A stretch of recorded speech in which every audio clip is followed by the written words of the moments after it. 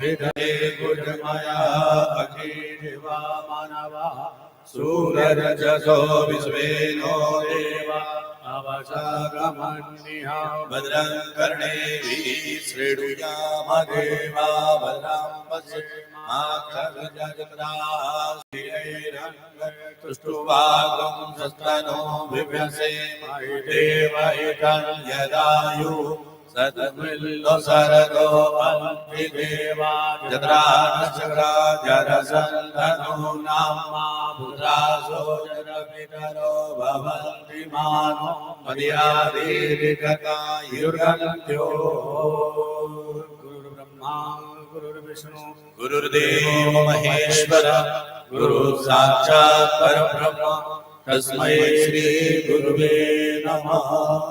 श्री राममोहन जी शुक्ल प्राचार्य, पूर्व प्राचार्य पंडित दीनदयाल उपाध्याय शासकीय उच्चतर माध्यमिक विद्यालय रजडीहा से निवेदन है कि आप मंच पर आकर के महाराज जी का शाल और श्रीफल से उनका अभिनंदन करें, स्वागत करें।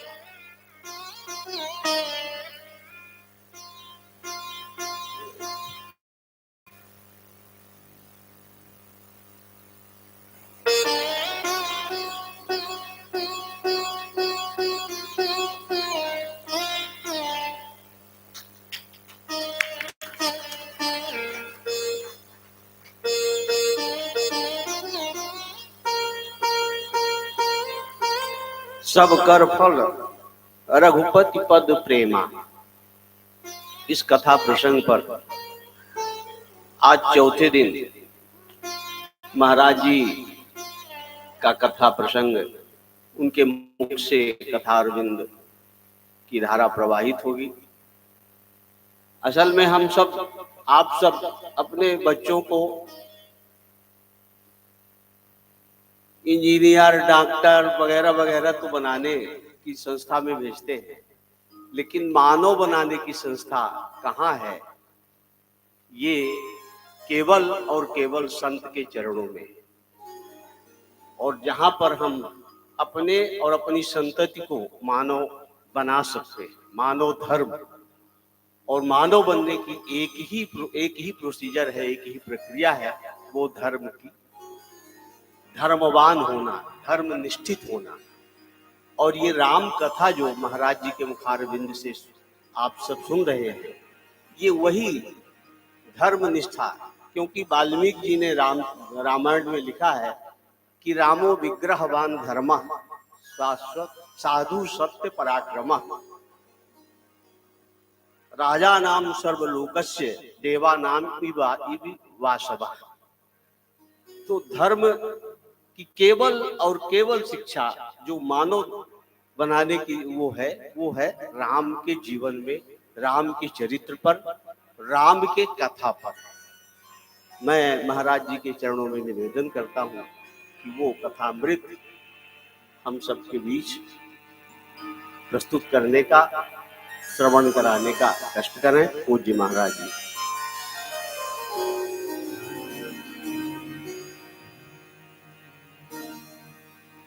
सीता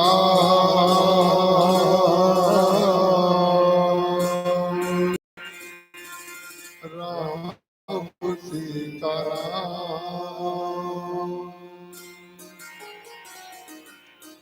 सीता राम सीता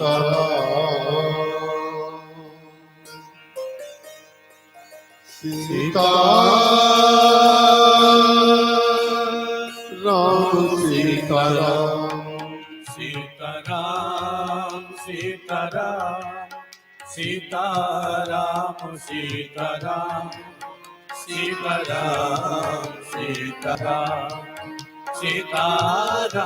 सीताराम सीताराम सीताराम सीताराम सीताराम सीताराम सीताराम सीताराम सीताराम सीताराम सीताराम सीताराम सीताराम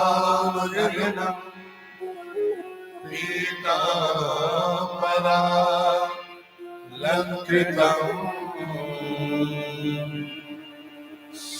श्यामं द्विभुजं प्रसन्नवदनं श्रीसीतया शोभितम् कारुण्याकर सागरं प्रियगणे भ्रातानि भावितम् वन्दे विष्णु शिवाशेषवंशम् भक्ति च सिद्धिप्रदम् अतुलित बलरामम्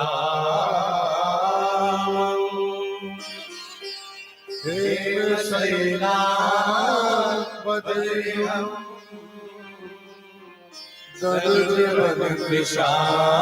ददुर्जवनकृशालम् ज्ञानिनामग्रगण्यम् सकलगुणनिधानम् मानरामधीशम् रघुपति प्रिय भक्तम् वातजातम् नमामि गिरारत जल बीच सम कहियत भिल न भिल बंदो सीता राम पद जिनहि परम प्रिय जनक सुता जग जननी जानकी अतिशय प्रिय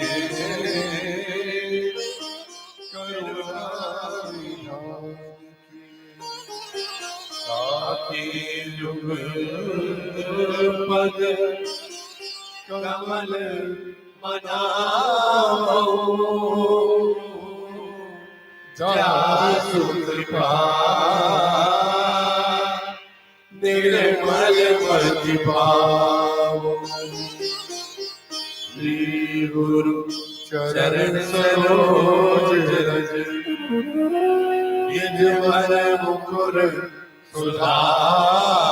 सुधार बरनो रघुबर विमल यश जो दायक प्रचार हृदय विराजत राम सिंह और दास हनुमान ऐसे श्री गुरुदेव को बारंबार बोलिए सियावर रामचंद्र भगवान की जय उमापति महादेव की जय पवन सुत हनुमान की जय गुरुदेव भगवान की जय गंगा मैया की जय जय जय सीताराम।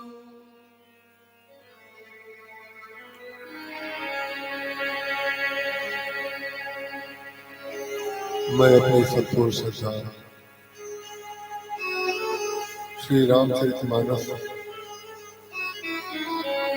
गोस्वामी श्री तुलसीदास जी महाराज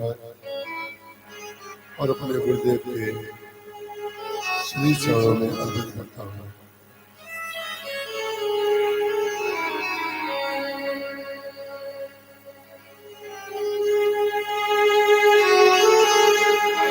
प्रभु अपने अभिवेक पूजो स्वामी तो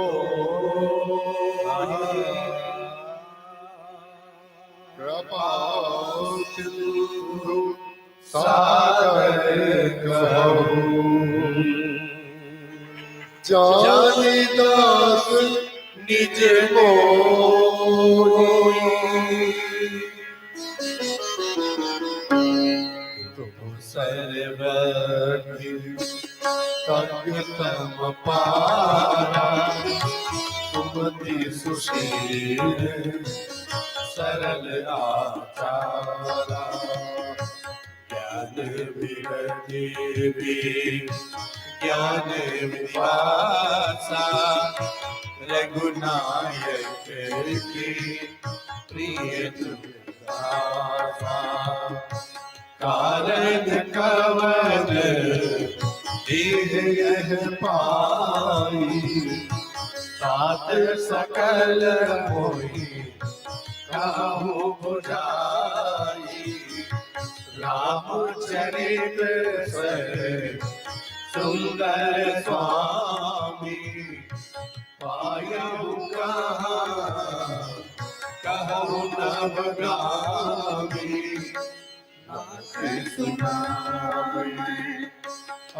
शिव पाही महाप्रलय नाश करनाही मोहापतन नहीं ईश्वर करी सो मोरे मन संशय तारी अग जग जीव नाथ नर देवा नाथ सकल जगु काल कलेवा अंड कटाह अमित लयकारी कालो सदा दुर त्रिक्रम भारी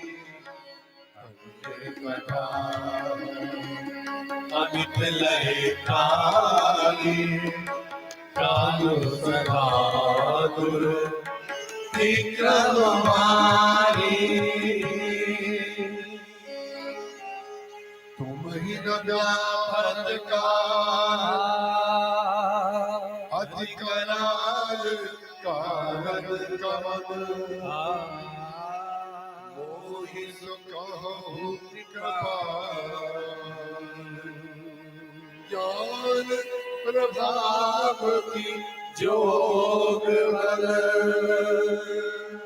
बोलिए श्यावर रामचंद्र भगवान की जय।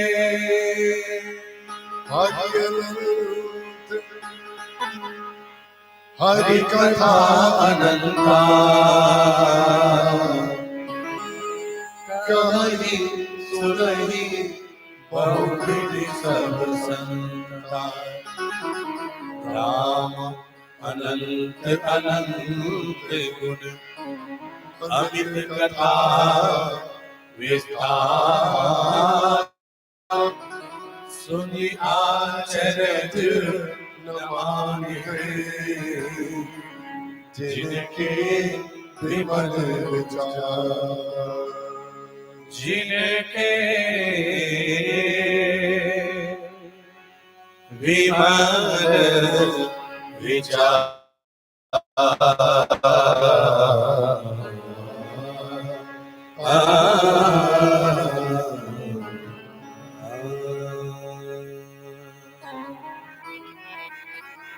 मैं आदरणीय श्रीमती प्रीति पाठक जी से एक क्षण के लिए निवेदन करूंगा, ऊपर आए, मैं अपना साहित्य उनको देना चाहूंगा।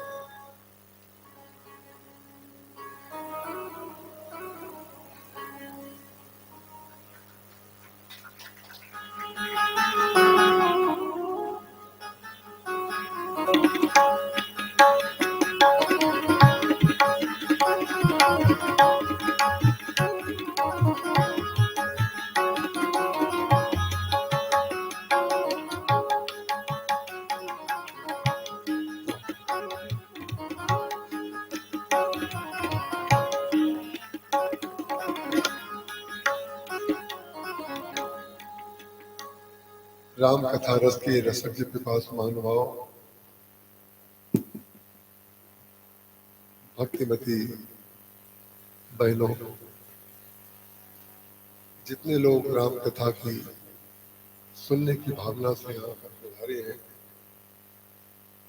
मैं सबको प्रणाम करता हूँ, बड़े आदर के साथ सबका सम्मान करता हूँ। राम कथा सुनने के बाद जो संस्कार पड़ता है वो सामने दिखाई दे रहा है। जितने बच्चे हैं उन्होंने बड़ों को स्थान दे दिया। यही हमारी सनातन परंपरा है, यही राम कथा की महिमा है। जब अपना स्थान दूसरे को दे दिया जाए तो राम राज्य बनता है। जब दूसरे का स्थान लेने की चेष्टा की जाए तो महाभारत होती है। तो आदरणीय रीति जी पाठक, विधायक सीधी, देखिए हमें ठीक से पता कुछ नहीं होता है, जो हमें लिखा गया है वही क्षमा करिए अगर कोई गलती हो। पधारी आप, आपसे हमारा परिचय उतने ही दिन का है जितने दिन से हम सीधी आ रहे हैं, और ना आपका नंबर हमारे पास है, ना आपका पता हमारे पास है, ना आप तक कोई और अप्रोच है, लेकिन हम आपको याद करते हैं। तो भगवान की कृपा हुई, आप आई। प्रोफेसर रुद्र प्रताप सिंह जी कुलपति, डॉक्टर सर्वपल्ली राधा कृष्ण विश्वविद्यालय भोपाल, आप नित्य प्रति हमारे संपर्क में नित्य रहते हैं, तो आपके प्रति मैं बहुत बहुत अपनी भावना व्यक्त करता हूँ।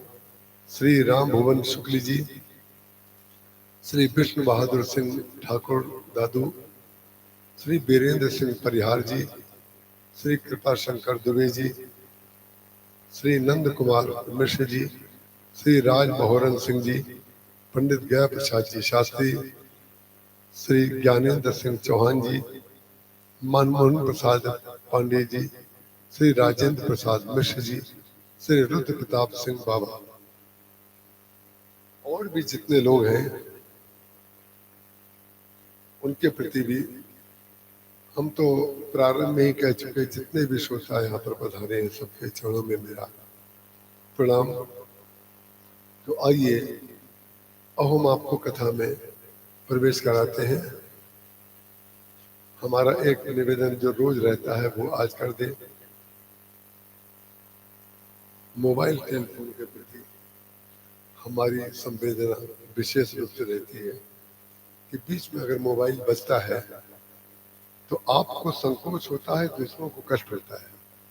ये मुझे मालूम है, जिसका टेलीफोन बजता है उसको संकोच होता है। लेकिन कुछ ऐसे भक्त होते हैं जिनको मोबाइल बच्चे दिलवा देते हैं। जिनको बच्चे दिलवाते हैं वो लोग स्विच ऑफ करना नहीं जानते।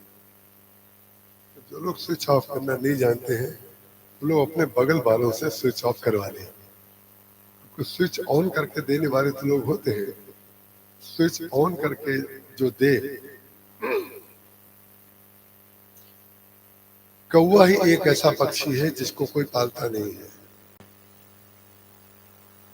लेकिन पालता भले ना हो, जिसकी खिड़की के पास आकर के बैठ जाए उसके घर में उस दिन कोई ना कोई मांगलिक समाचार जरूर आता है। ये काकभूषुंडी जी की विशेषता है।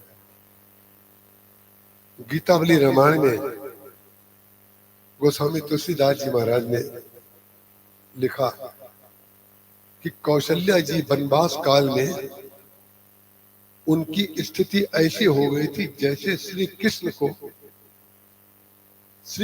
के विरह में श्री कृष्ण के अंतर ध्यान हो जाने के पश्चात गोपियों की हो गई थी। गोपियां वही करने लगी जो श्री कृष्ण करते थे। उनकी बांसुरी उठा कर बजाने लगती थी। एक सखी दूसरी गोपी को, एक गोपी दूसरी गोपी को आलिंगन करने लग जाते थे। जो जो श्री कृष्ण ने उनके साथ व्यवहार किया, इसको कहते भावावेश। भावावेश, जब भाव का आवेश होता है उस समय व्यक्ति अपने आप में नहीं होता है, और जब अपने आप में नहीं होता है तो उसको कहते समाधि स्थिति। ये भावावेश वो नहीं है जो बाद में विक्षेप को जन्म देता है। ये भावावेश वो है जो विरह में भी मिलन का आनंद देता है। गोपियां विरह में मिलन के आनंद में डूबी हुई हैं, उन्हें पता ही नहीं है। आज कौशल्या जी ने देखा हमारी खिड़की पे आकर के कौवा बैठ गया। कौवा आया था राम जी को खोजने, क्योंकि रोज जो कौवा आता था वो आंगन में आता था। जब बहुत वर्षों तक राम जी आंगन में नहीं मिले, क्योंकि भगवान मालपुआ तोड़ते थे और खाते थे। बच्चों का रिपीट करो। बच्चों का स्वभाव होता है कि खाते कम है और गिराते ज्यादा है। ये तो होता है बच्चों का स्वभाव। लेकिन भगवान जब बच्चे बनते हैं तो भगवान का यही स्वभाव कृपालु स्वभाव हो जाता है। ये स्वभाव कृपा में बदल जाता है। क्यों बदल जाता है कृपा में? हम अगर सब खा लेंगे तो मेरा भक्त कागभूषुंडी जो मेरे चरणों में बैठा हुआ है सामने, उसको क्या मिलेगा? इसलिए भगवान जानबूझ करके अपने मुंह से अपना प्रसाद, अपना उच्छिष्ट गिराते थे और कागभूषुंडी जी धन्य हो करके उसका सेवन किया करते थे। आप जरा उस भावराज में जाकर के देखिए। हम जब ये वाली कथा करते हैं तो हमें कनक भवन का जो आंगन है वो दिखाई देता है, और कागभूषुंडी जी ऊपर से छज्जा जो बना हुआ है उस छज्जे से उड़ करके आंगन में आ करके कैसे बैठते हैं वो दिखाई देता है, और कैसे भगवान के चरणों को वो देखते हैं। लोमश जी महाराज जी जो ज्ञानी है, उस ज्ञानी ने भक्त की भक्ति निष्ठा देखकर उनको ऐसा शरीर दे दिया कि जब वो बैठेंगे तो सबसे पहले चरण दिखाई देंगे। इसीलिए तो उन्होंने कहा सब कर फल रघुपति पद प्रेम। सबका फल ये है कि भगवान के चरणों में प्रेम हो जाए। जब चरणों को देखते हैं वो, तो बहुत दिन से आपने सत्संग में सुना होगा या ग्रंथ में पढ़ा होगा, दशरथ जी महाराज की गोद में जब भगवान राम बैठ करके उनकी थाली में जब दशरथ जी महाराज अपने हाथ से भोजन उनको कराते हैं, उस भावराज में जाइए, दशरथ जी के भाग्य को सराहिए और अपने भाग्य को सराहिए कि जिस भाव स्थिति में, जिस समाधि स्थिति में आपको वो दिखने लगे।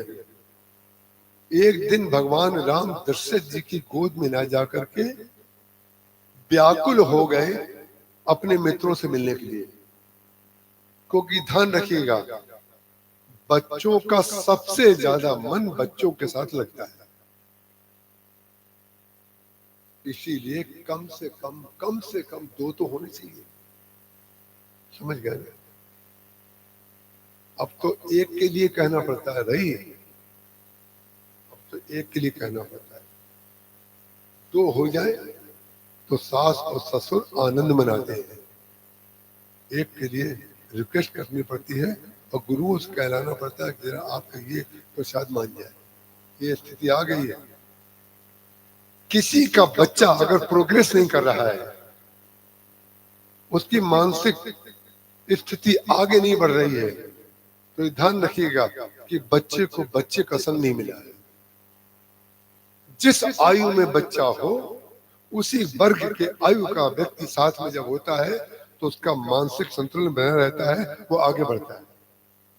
सारे ज्ञानियों के बीच में एक बच्चे को बैठा दीजिए, वो ज्ञानी नहीं बन पाएगा। इसलिए बच्चों की पाठशाला में भी एक एक बच्चों को नहीं पढ़ाया जाता है, बच्चों की क्लास लगती है। बच्चे अपनी जगह बैठते हैं, ज्ञानी अपनी जगह बैठता है। तो प्राकृत लीला जब भगवान करते हैं, प्राकृत शिशु इव लीला, काकभूषण जी महाराज ने इस शब्द का प्रयोग किया है। जब प्राकृत लीला भगवान करते हैं तो उस समय पिता की मर्यादा भूल करके प्रेम की मर्यादा में चले गए। प्रेम की मर्यादा क्या है? जब अपनी मर्यादा छोड़ करके दूसरे की प्रेम में व्यक्ति निष्ठ हो जाए तो वो प्रेम की मर्यादा होती है। भगवान राम चले गए आंगन की ओर, कोई आए कोई जाए, उधर देखिए मत, कथा तो हम कर रहे हैं ना, क्योंकि कोई आएगा, आने वाला आ जाएगा, जाने वाला चला जाएगा, तो संसार का नियम है, उसमें झांक झांक के देखने की कोई आवश्यकता नहीं है। काकभूषण जी महाराज बैठे हैं सामने आंगन में।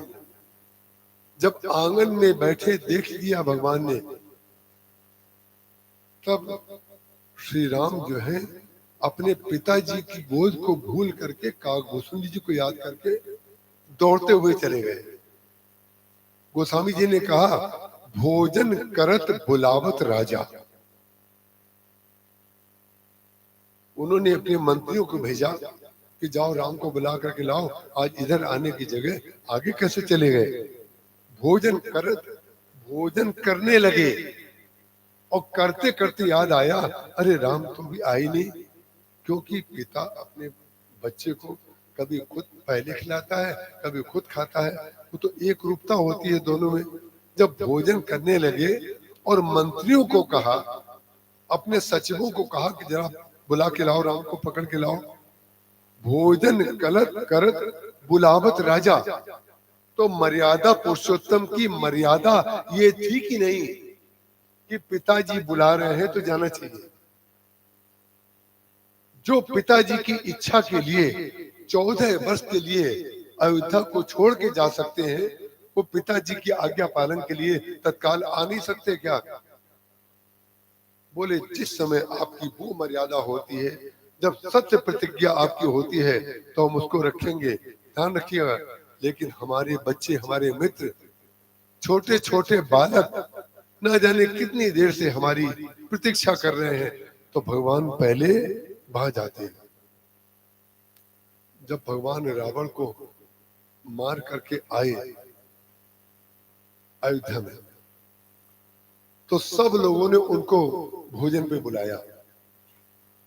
गुरु माताओं ने भी बुलाया, अपनी माताओं ने भी बुलाया, जो विशिष्ट मंत्री जन हैं उन्होंने भी बुलाया, और यहीं तक नहीं, ससुराल में भी बुलाया गया।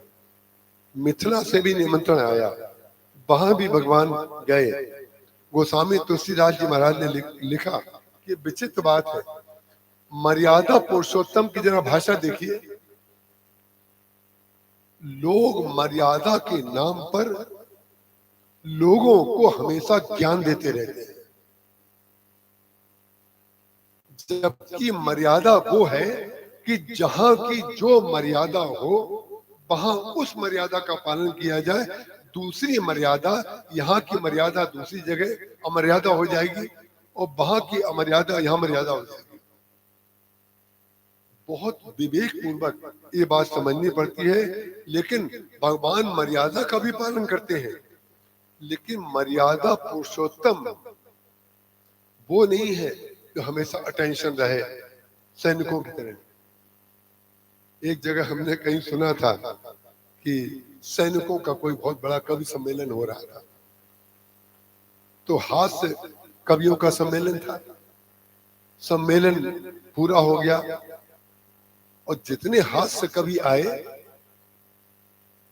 उन्होंने जितनी कविताएं प्रस्तुत की, लेकिन कोई सैनिक हंसा नहीं। ये केवल एक सुनी सुनाई बात है, इसको आप भौतिक अर्थ में मत ले लीजिएगा। जो मैंने सुना वो आपको सुना रहा हूं, लेकिन मैं मर्यादा बता रहा हूं कि मर्यादा का अतिक्रमण क्या होता है। जब वो सारे कवि सुना करके अपनी कुर्सी पे बैठ गए, तो आदरणीय शर्मा जी की तरह एक दूसरे एंकर आए, माइक पे खड़े होके और कहते हैं, अब सैनिक हंसेगा। जब उन्होंने कहा अब सैनिक हंसेगा, तो सारे सैनिक हंसे। मालूम है कैसे हंसे? जैसे मीना जी के नीचे हॉल में रोज हंसी सुनाई देती है, जिससे ये पता चल जाता है ये हंस रहे हैं लेकिन हंस नहीं रहे हैं, हंस रहे हैं लेकिन हंस रहे नहीं है। हंसी तो ये है, ये वाली हंसी है जिसमें कोई बोल करके हंसे, कोई मन ही मन हंसे, किसी का हंसने का मन हो। ये हंसी के तरीके हैं। मन मुस्कान, मन मुस्काने की भी बात है, बेहंसने की भी बात है, हंसने की भी बात है। अट्टहास की बात राम जी के जीवन में नहीं है। अट्टहास केवल हनुमान जी ने किया। अट्टहास कर गर्जा कपि बड़े लाग आकाश। हनुमान जी महाराज ने उस समय क्रोध में थे, लंका को जलाया था, इसलिए अट्टहास किया था। तो मर्यादा पुरुषोत्तम जब सब जगह भोजन करने जाते हैं तो सब जगह जिसने भोजन बनाया हो उसके भोजन की प्रशंसा करनी चाहिए। लेकिन बुद्धि में अगर बैठे हो, मर्यादा में बैठे हो, तब तो जो भोजन बना रहा है उसकी प्रशंसा करें। लेकिन जब प्रेम में स्थिति होती है तो बुद्धि की मर्यादा का हरण हो जाता है। जैसे जनक जी ने सीता जी को जब विदा करते समय हृदय से लगाया, उस समय ज्ञान की महिमा का खंडन हो गया। तो ज्ञान की महिमा का खंडन नहीं हुआ, ज्ञान की महिमा का परिपाक हो गया। ज्ञान की महिमा ये नहीं है कि बेटी को विदा करते समय ये सृष्टि मिथ्या है, ये तो आना जाना बनी रहता है, बेटी जन्म लेती है उसकी विदा होती है, ये ज्ञान नहीं है, ये अज्ञान है। उसका कारण क्या है? बेटी को हृदय लगाने के बाद अगर आंसू ना आए तो उससे बड़ा अज्ञानी कोई नहीं। मिटी महामही जा मर्यादा ज्ञान की। गोस्वामी तुलसीदास जी महाराज कह रहे हैं ज्ञान की मर्यादा मिट गई। इस मिट गई में मिट नहीं गई, ज्ञान की मर्यादा रह गई। जैसे भगवान ने वृंदा का पातिव्रत धर्म नष्ट कर दिया, जब कहा जाता है तो नष्ट कर दिया, ये अपभ्रष्ट भाषा है। शुद्ध भाषा ये है कि भगवान ने वृंदा का पातिव्रत धर्म रख लिया। संसार के जितने पति हैं और जितनी पत्नियां हैं, उन दोनों में जो प्रेम है वो शरीर से प्रेम है कि प्राण से प्रेम है? अगर शरीर से प्रेम है तो शरीर जाने के बाद जब मृत्यु हो जाती है तो उसको घर से बाहर ना निकलने दे। ये तो हमारे पति जी हैं, ये तो हमारे साथ रहेंगे, तो क्यों जाने देती हैं? उसका कारण क्या है? जिससे हम प्रेम करते थे वो चला गया।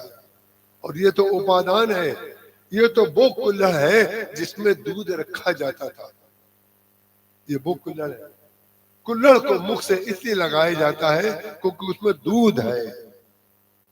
शरीर को मुख से और हृदय से इसलिए लगाया जाता है, उसमें प्राण है, और प्राण माने ईश्वर। प्राण प्राण के जीव के जीव सुख के सुख राम। इसलिए भगवान जो है जब सबके घर भोजन करने गए तो उनको सबकी प्रशंसा करनी चाहिए। लेकिन गोस्वामी जी ने कहा नहीं, अब मर्यादा पुरुषोत्तम मर्यादा अगर न भूले तो मर्यादा पुरुषोत्तमत्व सिद्ध ही नहीं होगा। सबके घर जाकर के जो लोग कहते हैं नारी की अवहेलना करते हैं, गोस्वामी तुलसीदास जी महाराज शूद्रों की अवहेलना करते हैं, वो लोग चश्मे का नंबर बदलवाएं और ग्रंथों को दोबारा पढ़ें और देखें कि गोस्वामी तुलसीदास जी महाराज ने नारी की जितनी रक्षा की है, जितना सम्मान बचाया है और जितनी सहानुभूति उनकी नारी के प्रति है, कदाचित उतनी स्थिति उनकी पुरुषों के प्रति भी नहीं है। भगवान राम क्या कर रहे हैं? घर में माताओं में घर गुरु गृह प्रिय सदन सासुरे।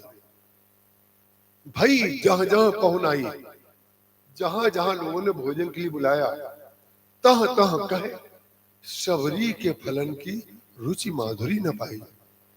आपका भोजन तो बहुत अच्छा बना है, लेकिन शबरी के फलों में जो स्वाद था वो, ये मर्यादा पुरुषोत्तम की प्रेम मर्यादा है। प्रेम मर्यादा में विस्मृति होती है, मर्यादा में स्मृति होती है। और स्मृति और विस्मृति दोनों एक दूसरे के पूरक है कि नहीं? या देवी सर्वभूतेषु स्मृति रूपेण संस्थिता नमस्तस्यै नमस्तस्यै नमस्तस्यै नमो नमः। या देवी सर्वभूतेषु विस्मृति रूपेण संस्थिता नमस्तस्यै नमस्तस्यै नमस्तस्यै नमो नमः।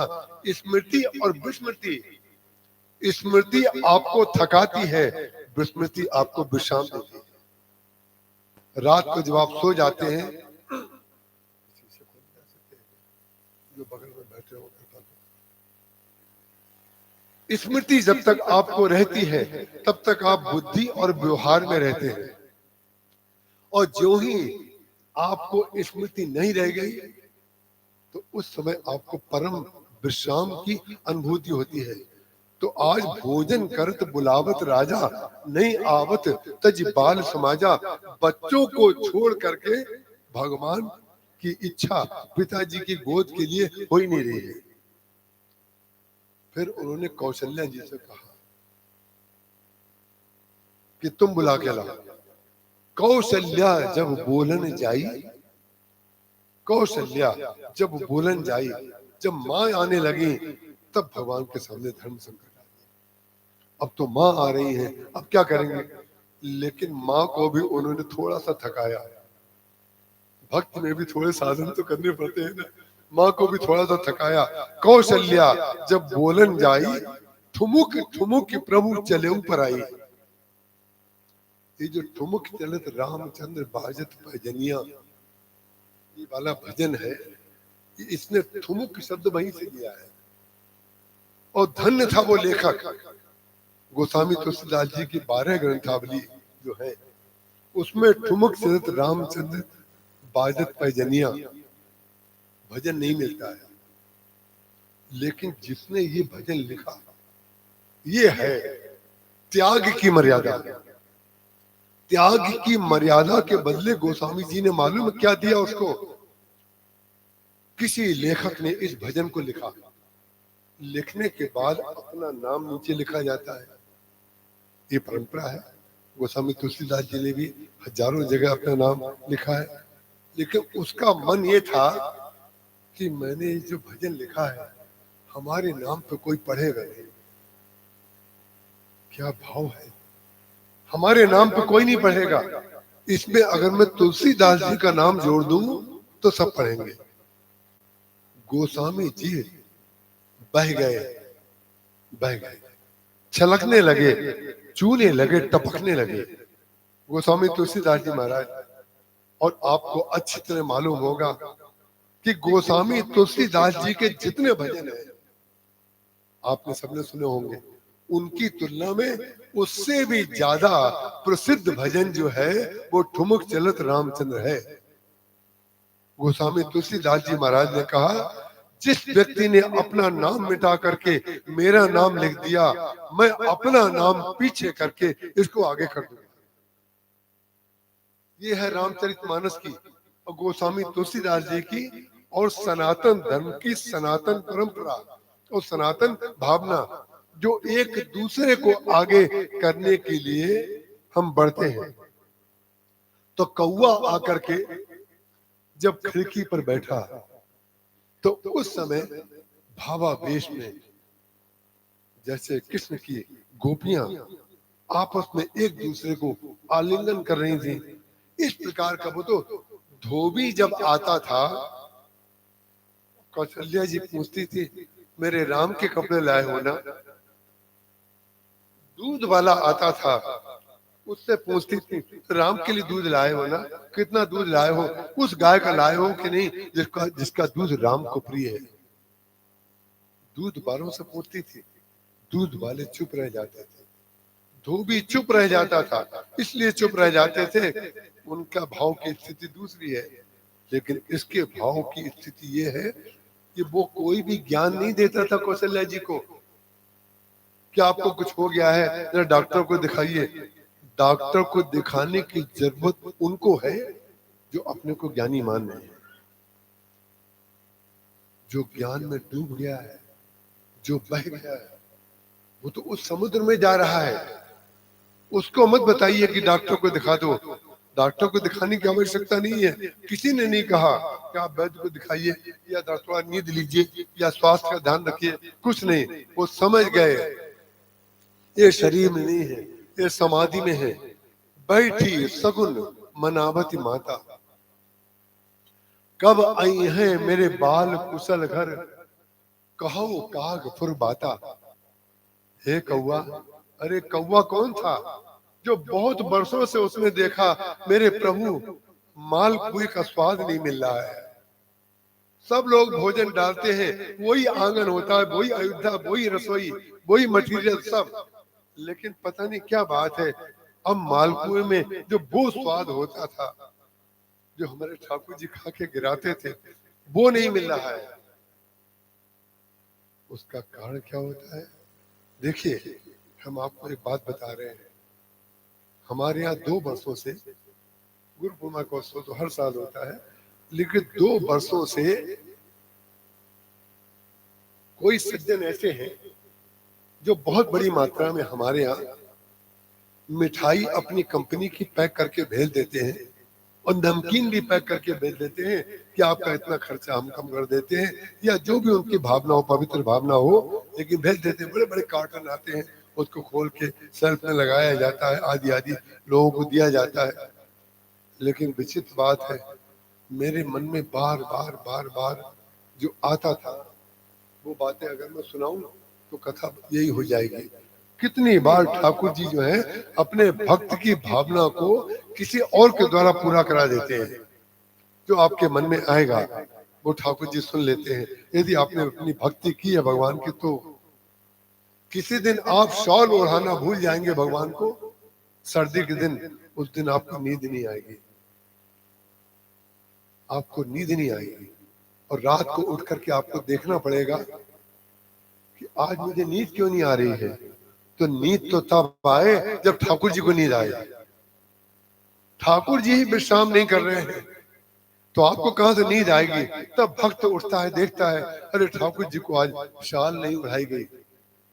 जिस दिन भगवान को भोग नहीं लगाया जाएगा उस दिन आपको भोजन में रुचि नहीं आएगी, क्योंकि रुचि जो आती है वो प्रसाद में आती है, भोजन में नहीं आती है।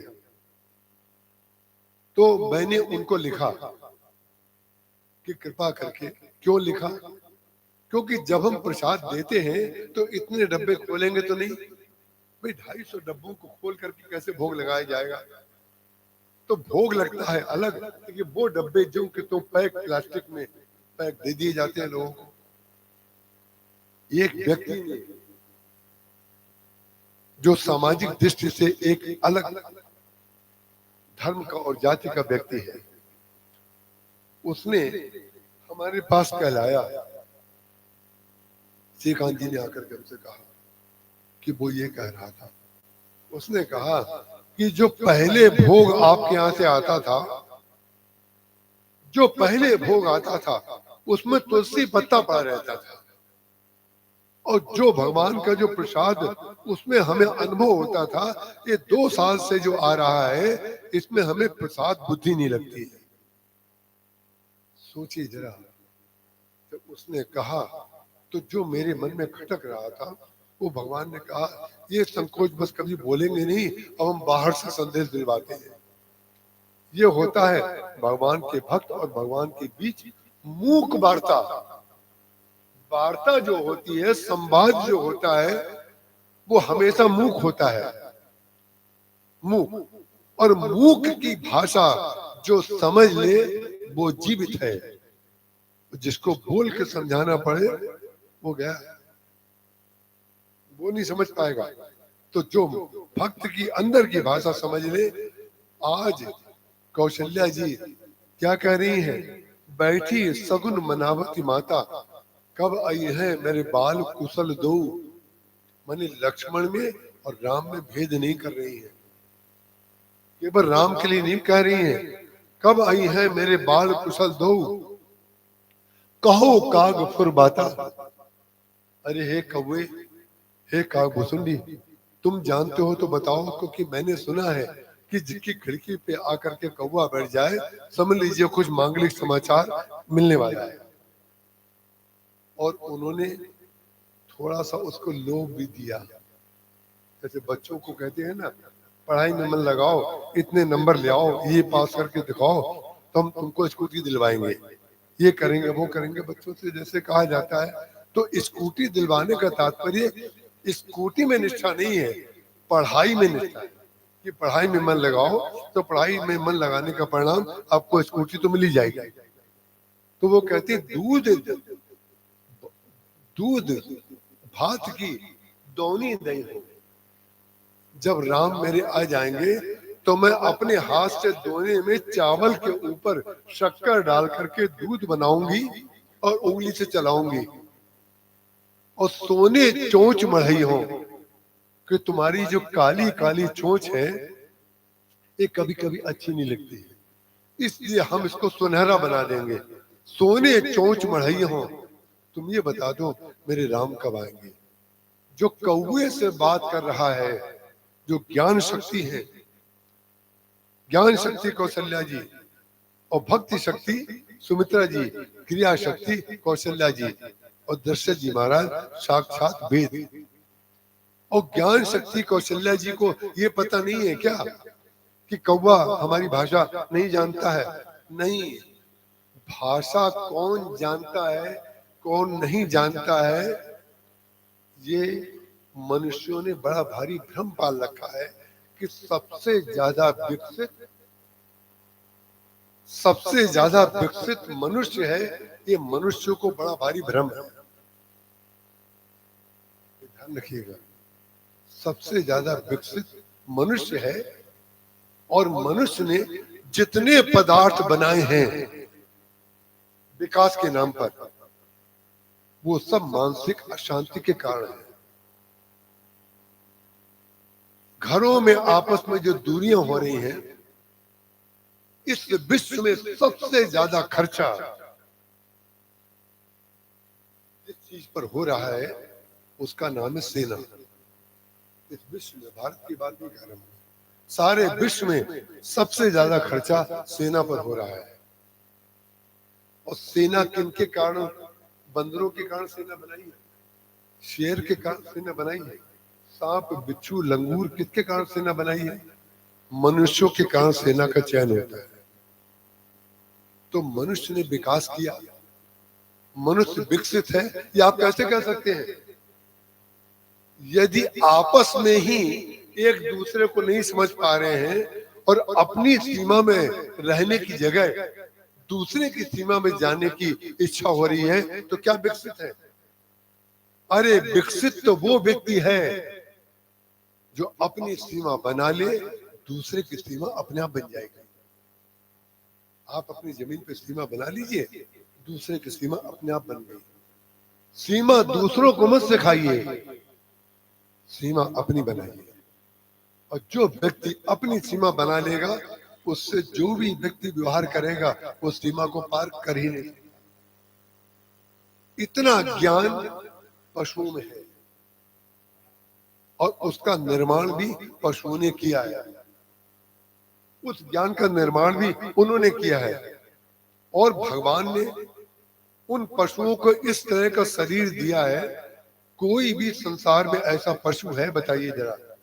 मनुष्य लोग अपने को बड़ा भारी विकसित कहते हैं, कोई एक पशु भी बताइए जो अपने बच्चे को बड़ा करने के बाद अपने बच्चे से ये आशा करे कि वो हमारा ध्यान रखे? एक पशु का नाम बता दीजिए। नहीं है ना? और बच्चों का ध्यान जितना पशु रखता है, आप उससे ज्यादा नहीं रख सकते, क्योंकि आपके पास साधन है। गिलहरी जब गर्भवती होती है तो पहले दिन से घोंसला बनाना शुरू करती है, और जिस प्रकार से जो जो उपादान को तोड़ तोड़ के मुंह में दबा करके लाती है, जिसमें सूता होता है और जिसमें तिनके होते हैं और जिसमें धागा होता है, रुई होती है, ये सारी चीजें जो जो उसको चाहिए, उसको कौन से विश्वविद्यालय में सिखाया गया है?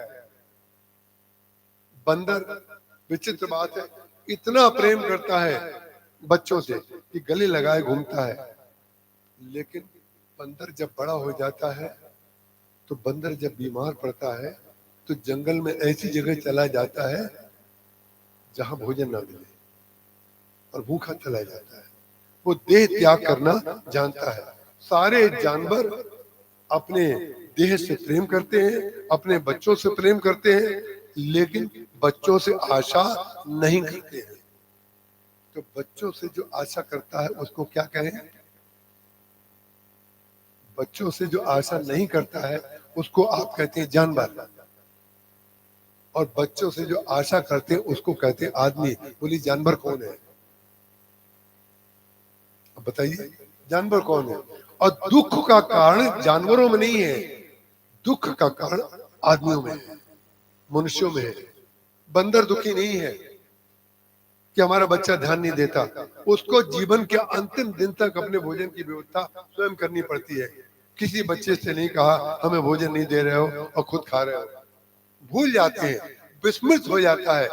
जो विस्मृति हो गई वो ही वस्तुतः स्मृति है। तो आप और हम यदि विस्मृति सीख लें, सारे लोग कष्ट में इसीलिए चले जा रहे हैं, जो भी हो, लेकिन आपने हमसे ऐसा कहा था, आपने हमसे ऐसा कहा था। अरे कहा था उसको छोड़ो ना। आज हम आपसे जब सॉरी कह रहे हैं, माफी मांग रहे हैं, तो आज से जीवन शुरू कर दो। जो व्यक्ति आज से जीवन शुरू करेगा उसका जीवन आनंदमय होगा। कल हमने आपके सामने कहा, केवट ने कहा मिटे दोष दुख दारिद्र दावा। मेरा दोष मिट गया, मेरा दुख मिट गया, मेरी दरिद्रता मिट गई। इस संसार से गरीबी मिटाने का प्रयास जरूर करना चाहिए, जरूर करना चाहिए कि गरीबी मिटे, लेकिन लाख प्रयास करिए। सारे विश्व की संपदा इकट्ठी कर ली जाए, जिसकी आप कल्पना करिए, और जितने संसार के गरीब हैं उनमें बांट दी जाए। हम चैलेंज करते हैं तब भी गरीबी नहीं मिटेगी। क्यों गरीबी नहीं मिटेगी? गरीबी तब मिटेगी जब हमारी मानसिक गरीबी मिट जाएगी। मानसिक गरीबी, एक गरीबी एक मानसिक रोग है। इस मानसिक रोग को मेरा बस चले तो हर जिले में 10-10 शेड बनाऊं, 25-25 बाथरूम वाले। उसमें कौन से प्रकार के गरीबों को रखूं जो हैंडीकैप है? कोई आंख से है, कोई कान से है, कोई हाथ पांव से है, कैसे भी है, चल नहीं सकता, बोल नहीं सकता, देख नहीं सकता, सुन नहीं सकता, वो गरीब है। उसकी व्यवस्था होनी चाहिए, उसको रखा जाना चाहिए, उसकी चिकित्सा भी होनी चाहिए। लेकिन जो मानसिक गरीब है, मानसिक गरीब कौन है? जो दूसरों से इच्छा कर रहे हैं ये हमें कुछ दे दे। और जो व्यक्ति दूसरों से इच्छा कर रहा है वो जीवन भर मांगता रहेगा, ध्यान रखिएगा। इसीलिए जो भिखारी होते हैं उनके दो नाम हैं। एक नाम महिमा मंडित करता है भिखारी को, और एक नाम उनकी महिमा को खंडित करता है। एक नाम है भिखारी और एक नाम है फकीर। फकीर नाम बहुत उच्च कोटि का है। फकीर और भिखारी लगभग एक ही काम कर रहे हैं, लेकिन दोनों में अंतर है। जो भिखारी है वो दूसरों से आशा कर रहा है, और जो फकीर है वो भगवान से आशा कर रहा है। मन लागा मेरा यार फकीरी में, जो सुख है श्री राम भजन में, वो सुख नाही अमीरी में। मन लागा मेरा यार फकीरी में। अरे कुछ भी मिल जाए, इच्छा फकीरी की रहनी चाहिए, इच्छा पाने की नहीं रहनी चाहिए, इच्छा छोड़ने की रहनी चाहिए। इसलिए आपको परम शांति का अनुभव तब होता है जब आप त्याग करते हैं। और त्याग अगर शरीर ना करे तो आपका मन अशांत हो जाएगा। आप डॉक्टर के पास चले जाएंगे, वो शब्द बोलने की जरूरत नहीं है, आप विज्ञ लोग हैं। त्याग में जो सुख है, जो आनंद है, क्योंकि त्याग करेंगे तो ही तो अर्जन की श्रृंखला बनेगी। जब बोएंगे और काटेंगे, बोएंगे काटेंगे। आज हम खड़े होकर के यहाँ छोटा सा खेत बना हुआ है, एक व्यक्ति से बातें कर रहे थे, हमें बड़ी जिज्ञासा होती है ये कैसे बोया जाता है, ये कैसे किया जाता है। ये बहुत आवश्यक है कि व्यक्ति को इच्छा त्याग की रहनी चाहिए, और जब त्याग की इच्छा होगी तो परिणाम क्या होगा? उससे बड़ा राजा क्या है? राजा कौन है? राजा वो है जिसको संग्रह की इच्छा नहीं है। भिखारी वो है जो हमेशा चाहता रहता है और अरे जितने जानवर, पशु पक्षी, कीड़े, अरे हमने तो चींटियों की लाइन देखी है, हमारे ऋषिकेश में चींटियों की लाइन लगी है। चींटियों में विवेक देखिए कैसा है। हम अपने साथियों को बताते हैं कि तुम चींटियों की लाइन को मत देखो, ये देखो इन चींटियों में विवेक कितना है कि जहां हमारा पैर नहीं पड़ता है, उन्होंने सीढ़ी के टॉप पर नहीं चल रही है, सीढ़ी के नीचे चल रही है जहां पर आपका पैर नहीं पड़ेगा। ये ज्ञान किसने दिया? किसी मनुष्य ने पढ़ाया। तो आप क्यों ये अभिमान पालते हैं कि हमने इतने बच्चे पढ़ाए, हमने इतनों को आगे बढ़ाया? कुछ नहीं पढ़ाया। आप ये पढ़िए कि हमें किसने पढ़ाया, इसको पढ़ते रहिए कि हमें किसने पढ़ाया।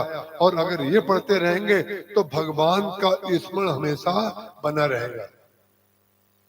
गरुड़ जी महाराज काकभूषुंडी जी से पूछते हैं, आप सर्वज्ञ हैं, आप ज्ञाता हैं, और माया का प्रवेश आपके अंदर नहीं है। आपकी भाषा सरल है, आपका जीवन सरल है, आपको इच्छा मृत्यु का वरदान प्राप्त है। कोई भी देह आप प्राप्त कर सकते हैं, तो कृपा करके ये बताइए, ये काकभूषुंडी शरीर आपने कहां पर पाया? एक काकभूषुंडी जी महाराज जो शरीर कहां पर पाया, ये जो वो पूछ रहे हैं। अब आप देखिए, जितने लोग रामचरितमानस में हैं, सबके दुख की निवृत्ति भगवान की कथा के कारण हुई है। आप देख लीजिए, जब शंकर जी का सती जी के साथ वियोग हो गया, तो शंकर जी को दोबारा दूसरे जन्म में सती जी जब पार्वती रूप में मिली और राम कथा का उन्होंने प्रश्न किया, तब उन्होंने कहा कि काकभूषुंडी आपको कहां मिले। जो गरुड़ जी का प्रश्न था वही पार्वती जी का प्रश्न है कि काकभूषुंडी आपको कहां पर मिल गया, ये बताइए। तब प्रसंग बस वैसे सती जी के रूप में चर्चा नहीं करते भगवान शंकर, लेकिन जब उन्होंने पूछ लिया तब उन्होंने कहा, हे प्रिय, पूर्व जन्म में जब तुम सती थी तो हमारा तुमसे वियोग हो गया था। अब भाषा देखिए, जो श्रुति स्वरूप है शंकर जी, जो कल मैं कह रहा था वाणी, क्या बोल रहे हैं? कह रहे हैं, प्रिय, हमारा तुमसे वियोग हो गया था, और तुम्हारे वियोग से दुखी होकर के मैं उस दुख को भूलने का प्रयास कर रहा था। और दुख को भूलने का प्रयास उन्होंने संसार में द्वितीय विवाह के रूप में नहीं किया। ध्यान रखिएगा, दुख को भूलने का उपाय ये नहीं है कि एक चली गई तो दूसरी से कर ले, नहीं नहीं, ऐसा उन्होंने नहीं किया। वो दुख का जो निर्मूलीकरण है, कैसे करें, दुख को कैसे भूलें, जगह जगह जाकर के संतों के पास जाकर के सत्संग सुनते थे। शंकर जी, नाथ एक बार मांगो हर्ष देव सी रंग, पद सरोज अनपाइनी, भगत सदा सत्संग। भक्ति भी दीजिए, लेकिन भक्ति के साथ सत्संग जरूर दीजिएगा। क्यों? बोले सत्संग जो है भक्ति को पोषित करता है। जैसे किसी वस्तु पर धूल मिट्टी का आवरण पड़ जाता है, कितना भी सफाई रखिए आप, कितने भी शीशे लगा दीजिए, लेकिन एक महीने तक अगर सफाई नहीं करेंगे तो वो कमरा बताने लगेगा यहाँ पर धूल चढ़ गई। ऐसे ही मन में, ऐसे ही बुद्धि में, ऐसे ही चित्त में, ऐसे ही कान में, आंख में जितनी इंद्रियां हैं सबके ऊपर कोई ना कोई आवरण चढ़ जाता है जिसकी जरूरत नहीं होती है। तो सत्संग जो होता है उसको रोज साफ करता रहता है। इसलिए शंकर जी कह रहे हैं भगत सदा सत्संग। जहां जहां जा रहे हैं शंकर जी वहां ऋषि मुनियों से भगवान की कथा सुन रहे हैं। उस सत्संग को करते करते तराई से चले और पर्वत पर पहुंच गए। पर्वत पर पहुंच गए का तात्पर्य ये विकास हो रहा है सत्संग का, सत्संग का विकास हो रहा है। और गुरु शंकर जी, गुरु गुरु शंकर जी कहां पहुंच गए? सुमेरु पर्वत पर पहुंच गए। और सुमेरु पर्वत पर उन्होंने देखा कि वहां पर 4 शिखर हैं और चारों शिखरों के ऊपर हमारा शिष्य का घुसुंडी, उससे परिचय नहीं किया जा करके। ये है मर्यादा गुरु की। जब शिष्य प्रवचन कर रहा है बैठ करके तो गुरु अपना रूप बदल करके आता है। बोले अगर मैं शिव रूप में चला जाऊंगा तो अपनी गद्दी छोड़ करके, ये सब हमारे गुरु जी जो है रूप बदल के आप लोगों के रूप में आए हैं। और इसलिए उन्होंने रूप बदल लिया है कि अगर वही वाले पूज्य राम किंकर जी महाराज सामने आ गए तो मैं गद्दी उद्दी छोड़ करके सीधे चरण दबाने लगूंगा। तो उन्होंने सोचा ये तो चरणों में रहता है, अगर मैं अपने रूप में आ जाऊंगा तो चरण दबाने लगेगा, कभी कुछ सेवा करने लगेगा, इसलिए हम श्रोता बन के आ जाते हैं। ये हम काव्य नहीं कह रहे हैं, शंकर जी ने वही किया। तब कछु काल मराल कर थोड़े दिन तक उन्होंने हंस का वेश धारण कर लिया। किसी ने प्रयागराज में हमारे महाराज जी से पूछा था कथा में, प्रयागराज में उस समय वृद्ध लोग बहुत आते थे। यहाँ तो प्रभु की कृपा है कि हर वर्ग के बच्चे भी आते हैं, बड़े भी आते हैं, वृद्ध भी आते हैं, लेकिन वहां वृद्ध बहुत आते थे। तो उन्होंने महाराज जी से पूछा कथा में वृद्ध बहुत लोग आते हैं तो आपको देख के निराशा नहीं होती? महाराज जी ने कहा नैराश्य हमारे जीवन में कभी नहीं आता है, और भक्त के जीवन में नैराश्य आएगा किस बात का? क्योंकि जो घटना हो रही है, जो मिल रहा है, सब जब भगवान का प्रसाद है। निराशा तो तब हो कि हम आशा कर रहे हो कुछ और मिले कुछ और, तभी तो निराशा होगी। जो मिल रहा है वो भगवान का प्रसाद है, तो निराश होने की कोई बात ही नहीं है। महाराज जी ने कहा हमें निराशा नहीं होती। बोले क्यों? सब बुढ़े बुढ़े लोग कथा में आते हैं। तो महाराज जी ने कहा हम इंतजार करते रहते हैं, क्योंकि जो युवा है वो भी तो कभी वृद्ध होंगे, तो जो आज नहीं आया वो कल आ जाएगा। आप उसमें निराश होते हैं, हम आशा में आनंद लेते रहते हैं। ध्यान रखिएगा, जब शांति हो गया तो वो कौवा उड़ करके सुमेरु पर्वत पर चला गया। बोले जहां भगवान नहीं है वहां से उड़ चले चलो। क्यों? अयोध्या को क्यों छोड़ दिया? बोले अयोध्या में भगवान नहीं है, हम इसलिए छोड़ रहे हैं, लेकिन हम अयोध्या का निर्माण करना जानते हैं। ध्यान से सुनिएगा, और ये मैं नहीं कह रहा हूं, ये गोस्वामी तुलसीदास जी महाराज खुद कर रहे हैं। आप और हम सब लोग एक एक अयोध्या बना सकते हैं। तहाई अवध जहां राम निवासु, तहाई दिवस जहां भानु प्रकाशु। वही अयोध्या है जहां राम रहते हैं, और वही अयोध्या है जहां भक्त रहता है। तो काकभूषुंडी ने कहा अब जब राम जी चले गए वन में, उसके बाद अगर मैं यहाँ रहता हूं तो व्यवहारिक प्रपंच की बातें करनी पड़ेगी। और व्यवहारिक प्रपंच की बातों में कौन कौन सी बात आएगी?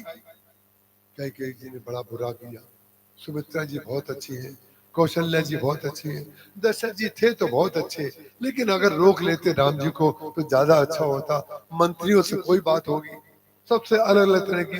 परिणाम क्या होगा? ये सत्संग के नाम पे प्रपंच होगा। सत्संग का तात्पर्य जिस व्यक्ति के पास बैठ करके भगवान याद आए वो तो है सत्संग, और जिस व्यक्ति के पास बैठ करके संसार की चर्चा हो उससे किनारा कर लेना चाहिए। चाहे कोई भी हो, उससे किनारा कर लीजिए, क्योंकि आपका समय बर्बाद कर रहा है। अपना तो कर चुका, तो आपका और कर रहा है। लेकिन शंकर जी ने देखा ये हमारा शिष्य है, कहाँ चला गया? सुमेर पर्वत पर चला गया, हिमालय में महाराज, जहां पर शंकर जी का स्थायी निवास है, कैलाश पर्वत पर। वहां पर उन्होंने सुमेर पर्वत की 4 शिखर देखे, और चारों शिखरों पे बैठ करके वो अलग अलग प्रकार की साधना करता है। 4 अलग अलग प्रकार की साधना क्यों बताई गई? क्यों कहा भुतुंडी जी महाराज करते हैं 4 अलग प्रकार की साधना?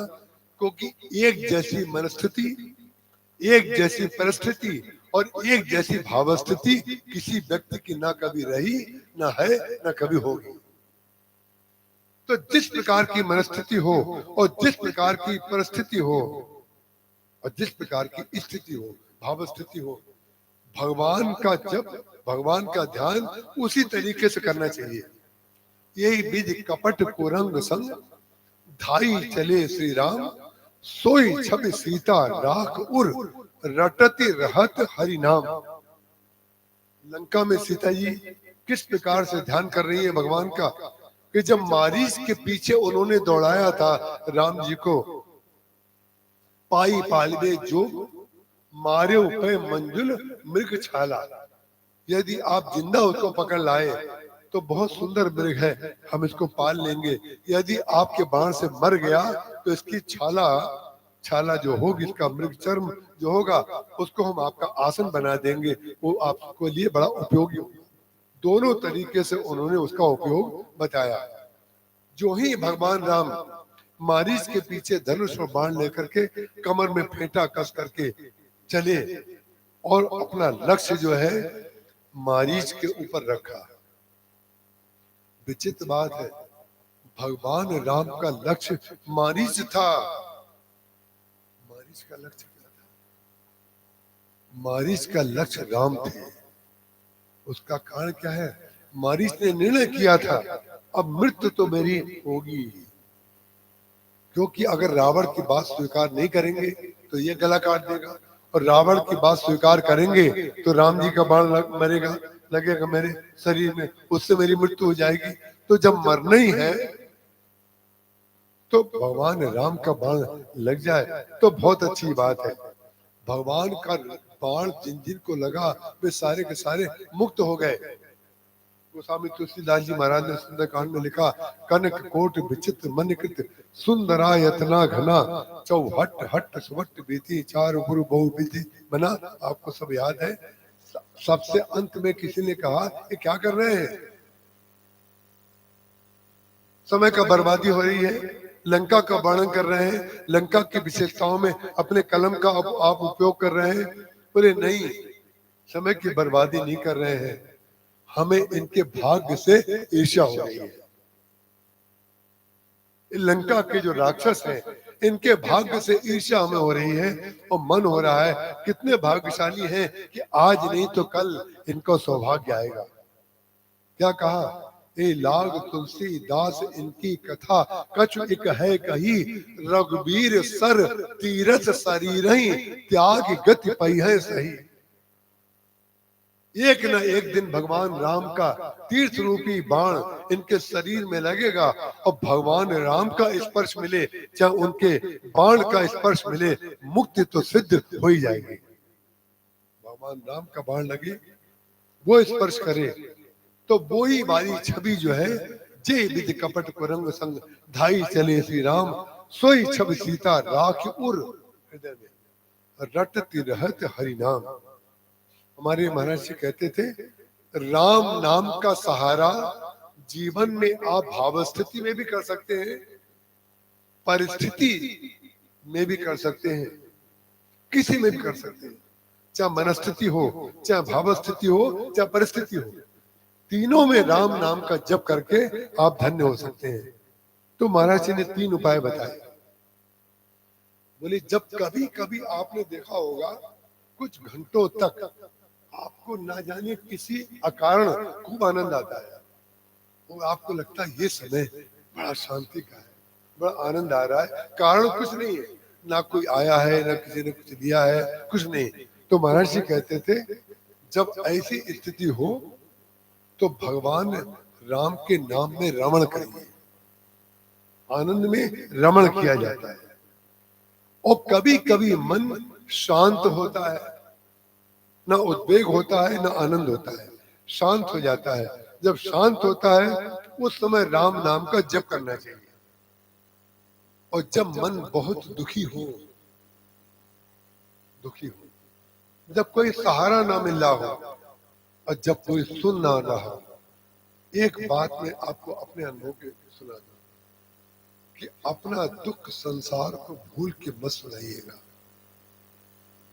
दुख बहुत बढ़ जाएगा। और दुख भगवान को सुनाएंगे, दुख का निर्मूलीकरण हो जाएगा।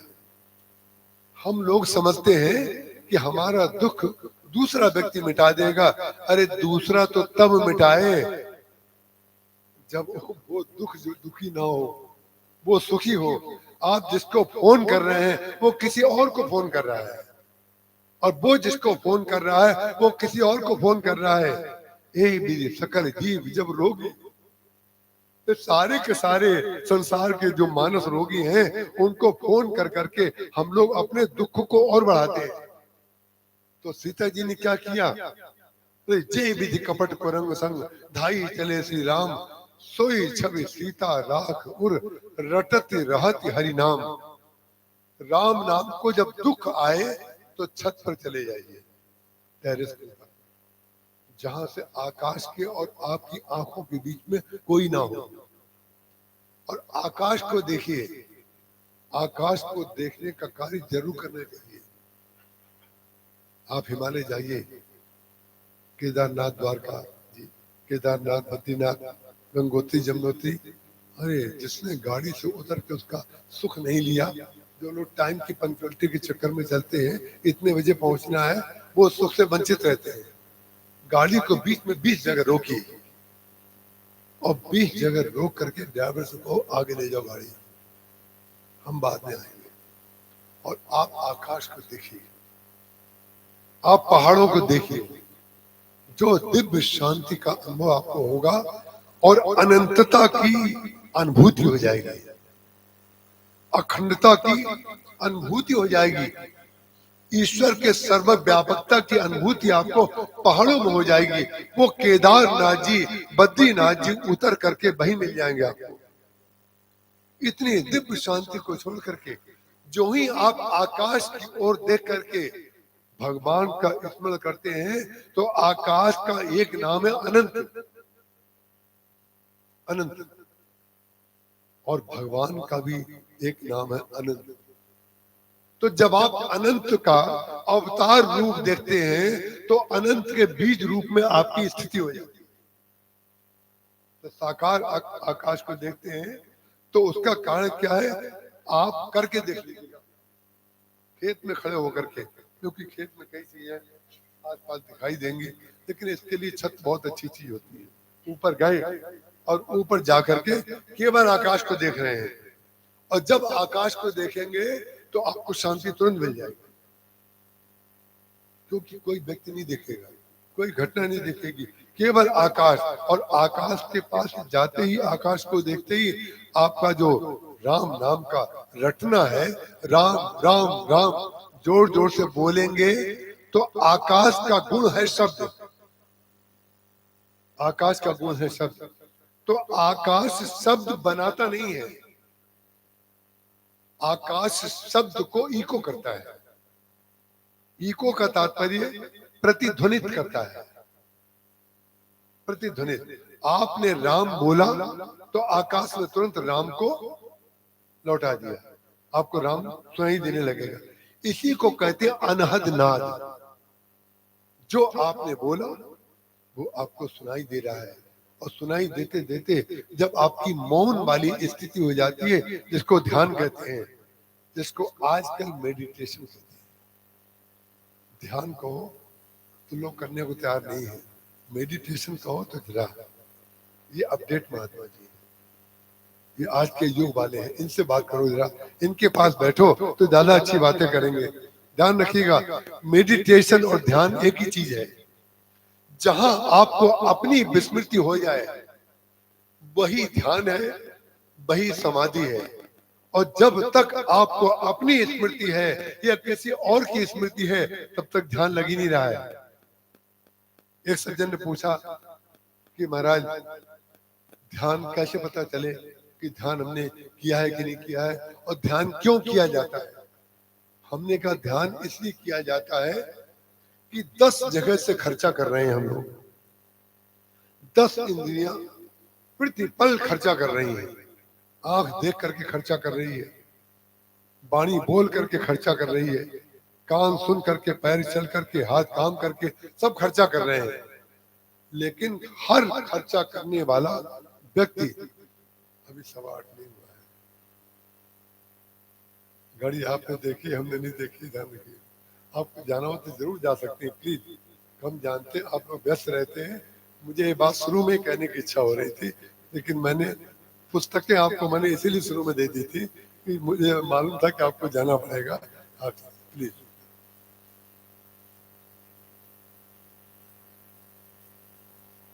ध्यान करते समय जब आप दूसरे की भी विस्मृति हो जाती है और अपनी भी विस्मृति हो जाती है, तब वो ध्यान ध्यान होता है। सारी इंद्रियां खर्च कर रही हैं, लेकिन जो व्यक्ति असली कमाने वाला होता है उसकी एक विशेषता होती है। सब बच्चे ध्यान रखना, जितनी आमदनी टोटल हो उसमें से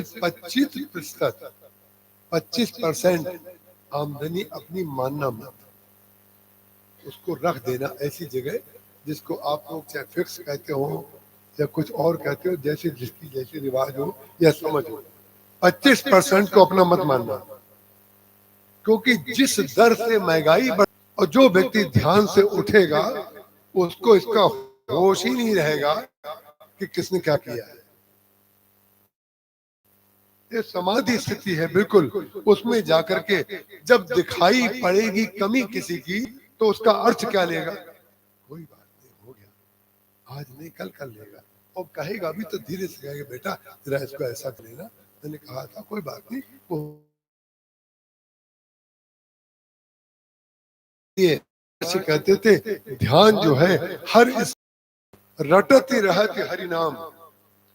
कागभुसुंडी जी महाराज जो है, जब शंकर जी ने देखा कि हमारा शिष्य कागभुसुंडी 4 शिखरों पे बैठ करके 4 प्रकार की साधना कर रहा है और चारों शिखरों के ऊपर 4 पेड़ लगे हुए,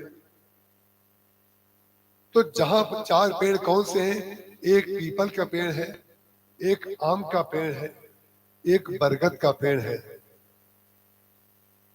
और एक पाकरी का पेड़ है। पीपल तरुतर ध्यान सुधरे। पीपल के वृक्ष के नीचे बैठ करके वो ध्यान करते हैं। पीपल के नीचे ध्यान क्यों करते हैं? पीपल के नीचे ध्यान इसलिए करते हैं कि पीपल मात्र एक ऐसा वृक्ष है जिसका पत्ता बहुत आसानी से हिल जाता है। थोड़ी सी भी प्रतिकूलता आई और मन हिल गया। ये जब ध्यान करते हैं ना, थोड़ी सी प्रतिकूलता आई, जरा सा किसी ने कुछ बोल दिया या मांग लिया या कर दिया और ध्यान हो गया, मैंने तुमने हमारा ध्यान टाल दिया। ध्यान उसने नहीं टाल दिया, आपको ध्यान लगा ही नहीं था। तो पीपल के वृक्ष के नीचे ध्यान क्यों कर रहे हैं? वो पीपल का जो पत्ता होता है वो जो आसानी से हिल जाता है, उसमें कारण क्या होता है हमारे में कि पीपल के पत्ते की डंडी लंबी होती है और आधार जितना लंबा होगा उतनी उसमें लपन ज्यादा होगी, उसमें ढीलापन ज्यादा होगा। इसको आप फ्लेक्सिबिलिटी भी कह सकते हैं। फ्लेक्सिबिलिटी जीवन का एक अलग उपयोगी गुण है, लेकिन यहाँ पर पीपल के पत्ते के संदर्भ में जो बात है, जो लंबी डंडी है उसके कारण वो लटका रहता है और जहां हवा आई तहां वो हिलने लगा।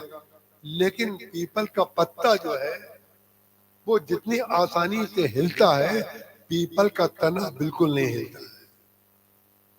मूलम धर्म तरोर विवेक जलदे पुणेन्दुमा नंददम।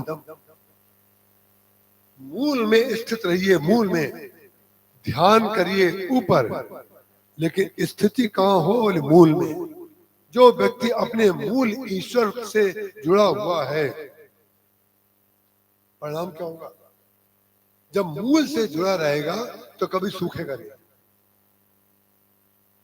सूखेगा नहीं।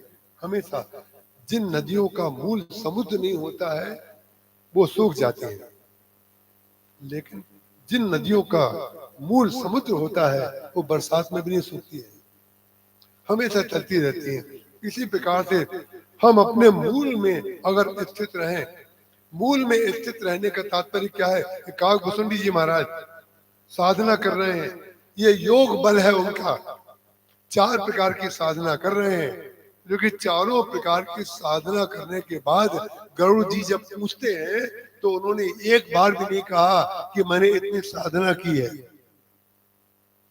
सब कर फल रघुपति पद प्रेम, मूल ये है। सब कर फल रघुपति पद प्रेमा जो उन्होंने कहा, उसका कारण क्या है? जितनी भी सफलता हमने प्राप्त की है, जो जो साधना की है, उसमें कारण रूप केवल एक ही है कि भगवान के चरणों की मेरे ऊपर कृपा है।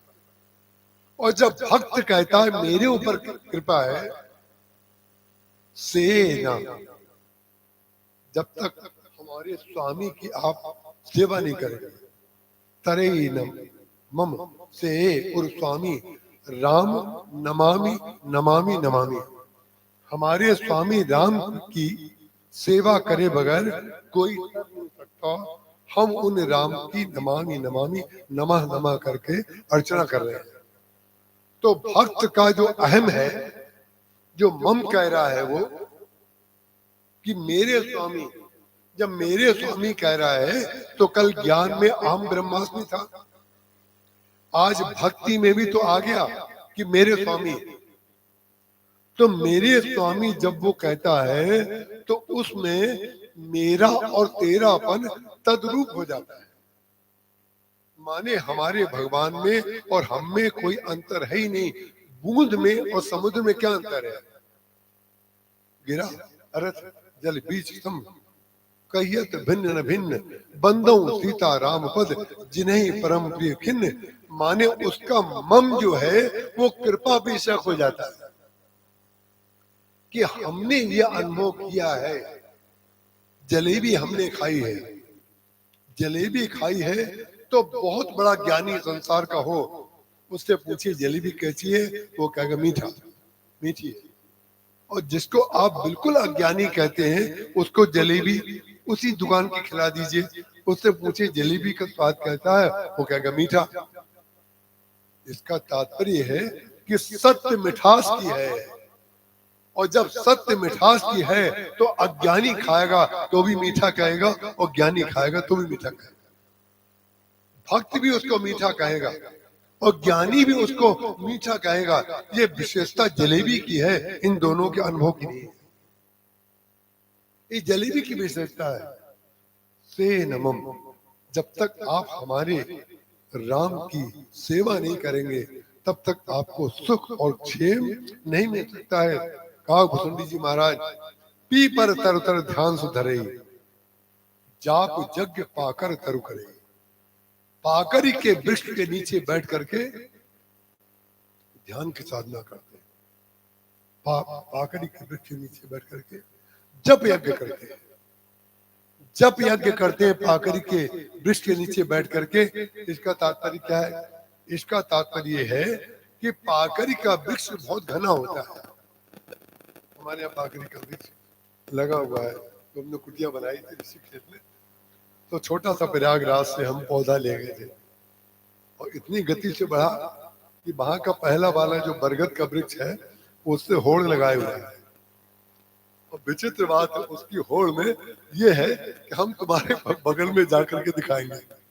और परिणाम क्या हुआ? सबसे ज्यादा लाभ उसका मिल रहा है बंदरों को। पहले इनको उतर के इधर से उधर जाना पड़ता था, जब से ये बढ़ा है तब से वो सारे बंदर उसको पाकरी को आशीर्वाद देते हैं कि तुम ना होते तो हम यहाँ से वहां कैसे जाते। अब बंदर क्या करते हैं, पाकर से बरगद, बरगद से पाकर, दिन भर यही खिलौना चलता रहता है। इतना घना होता है पाकर का वृक्ष, और घना का तात्पर्य जब आप जप करें तो उसमें कुछ भी स्मृति नहीं आए। मगन ध्यान रस दंड जुग पुनि मन बाहर की। शंकर जी से जब पार्वती जी ने कथा सुनने के लिए कहा तो पहले वो अंदर गए, अंदर जब गए होंगे तो वही मगन हो गए। जब तक आपको स्वयं आनंद नहीं आया है, जब तक आप स्वयं मगन नहीं हुए हैं, तब तक आप किसी को मगन नहीं कर सकते। और आप मगन हो गए तो सब मगन हो जाएंगे, और नहीं भी अगर कोई मगन हुआ तो आपके ऊपर कोई अंतर नहीं पड़ेगा, क्योंकि आपको पता ही नहीं है। कथा कहने से पहले भी शंकर जी पहले मगन हो गए। मगर ध्यान रस दंड जुग पुनि मन बाहर की। उसके बाद मन को उन्होंने बाहर किया। बाहर क्यों किया? बोले श्रोता बैठा हुआ है सामने सुनने के लिए। तो ये जो ध्यान है, ये जप है। बोले पाकरी के वृक्ष के नीचे बैठ करके वो जप इसलिए करते हैं, जिस समय जप कर रहे हैं तो जप में और पाठ में क्या अंतर है? पाठ बोल करके किया जाता है और जप मौन रह करके किया जाता है। कोई भी बच्चा अगर पुस्तक को मौन रख करके पढ़ेगा, बोल करके नहीं पढ़ेगा, तो शब्द ज्ञान उसका विकसित नहीं होगा। उसकी वाणी शब्दों को बोलना नहीं सीख पाएगी। कौन सा शब्द तालबी है, कौन सा दंती है, कौन सा होठ से बोला जाता है, इसका ज्ञान उसको होगा ही नहीं। इसलिए गणित में भी आपने देखा होगा, छोटे छोटे बच्चे जो पढ़ते हैं उनसे पहाड़ा रटवाया जाता है। पहाड़े को पढ़वाया नहीं जाता है, पहाड़े को रटवाया जाता है। उसमें से एक बच्चा जो क्लास का अच्छा बच्चा होता है, पढ़ने में तेज होता है, उसको सामने खड़ा कर दिया जाता है, वो पढ़ता है और सारे बच्चे बोलते हैं। यही प्रक्रिया साधना में है सब जगह, कि किसकी क्या प्रक्रिया, जब की प्रक्रिया है मौन रह के करना, और पाठ की प्रक्रिया बोल करके।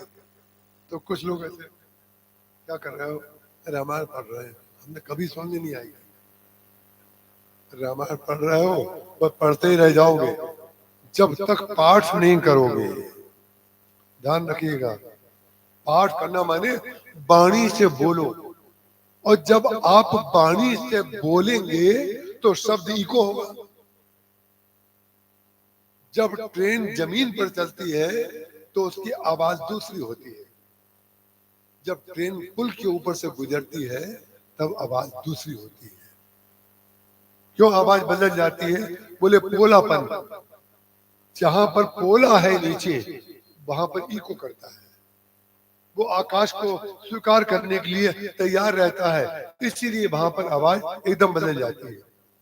और जहां पर पुल पूरा हुआ तहां ट्रेन की आवाज फिर जैसी थी वैसी हो जाती है। तो किसके जीवन में इको होता है? जब किसके जीवन में इको होता है? बोले जिसमें काग भुसुंड जी की शरणागति का भाव होता है। काग भुसुंड जी की शरणागति का भाव का तात्पर्य क्या है?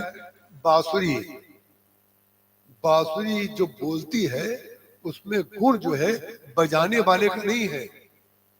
बजाने वाला तो केवल एक ज्ञान सीखता है कि उसने सीख लिया, लेकिन बांसुरी में अगर एक गुण ना हो तो भगवान कृष्ण भी आकर के बजाएं तो बांसुरी नहीं बजेगी। क्यों?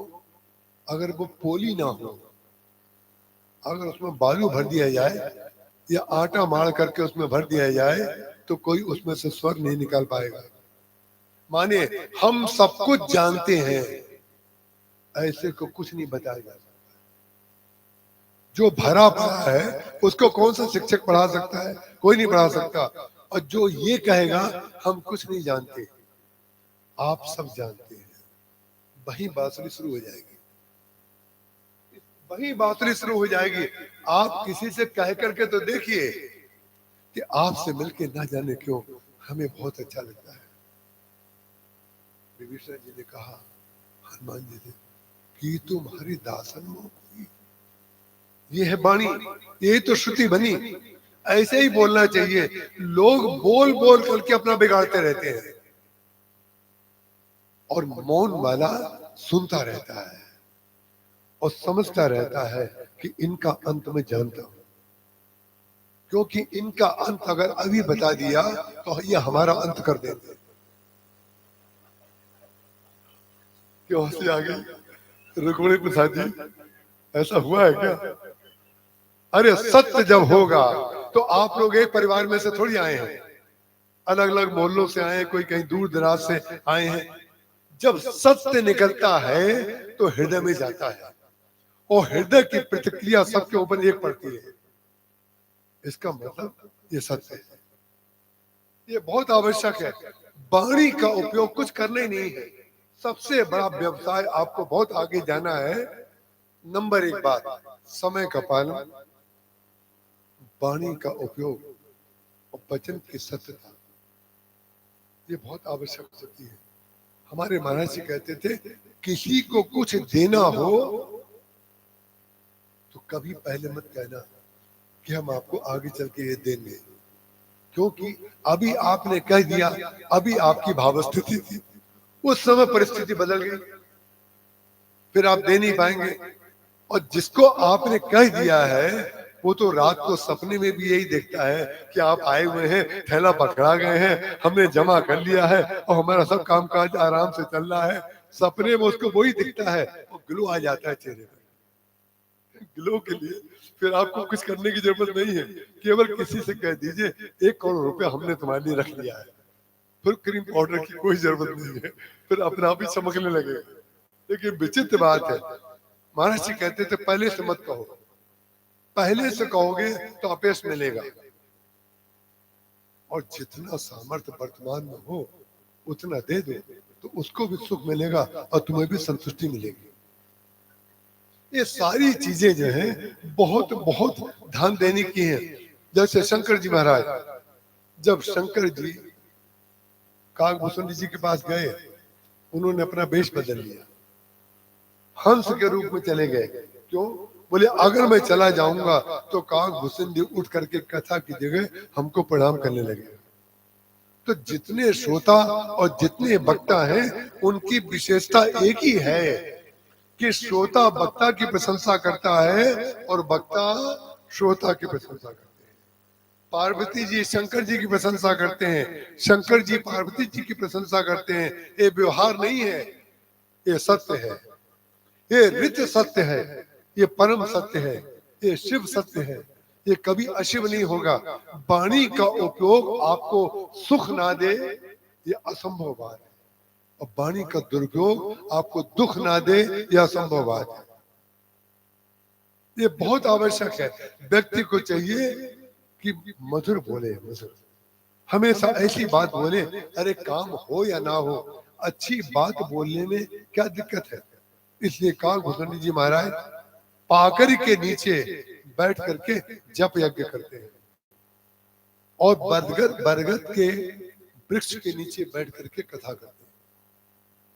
तो बरगद के वृक्ष के नीचे बैठ के कथा क्यों करते हैं? बोले बरगद एक ऐसा बताया था। बोले काकभूषण जी महाराज बरगद के नीचे कथा इसलिए करते हैं और शंकर जी भी बरगद के वृक्ष के नीचे इसलिए बैठते हैं कि बरगद मात्र एक ऐसा वृक्ष है जिसकी सारी शाखाएं बरगद का वृक्ष ऊपर जाता है और उसकी शाखाएं नीचे। सजल मूल जिन सरतन नाही, मूल से जुड़े रहिए। शाखाएं कितनी भी निकले लेकिन शाखाएं ऊपर ना जाएं, बिखरे नहीं, वो मूल से जुड़ जाएं। जहां से वो मूल ग्रंथ निकला है वृक्ष, और वहीं पर जाकर के मिल जाए। ऐसे ही कथा जब होती है तो कथा कहीं से शुरू होती है, उसकी शाखाएं कितनी निकल जाती हैं, लेकिन सारी शाखाएं मिल करके एक काकभूषण की आधारी को सिद्ध करती है। यही उनका मूल से मिल जाना है। तो परिणाम क्या हो जाता है?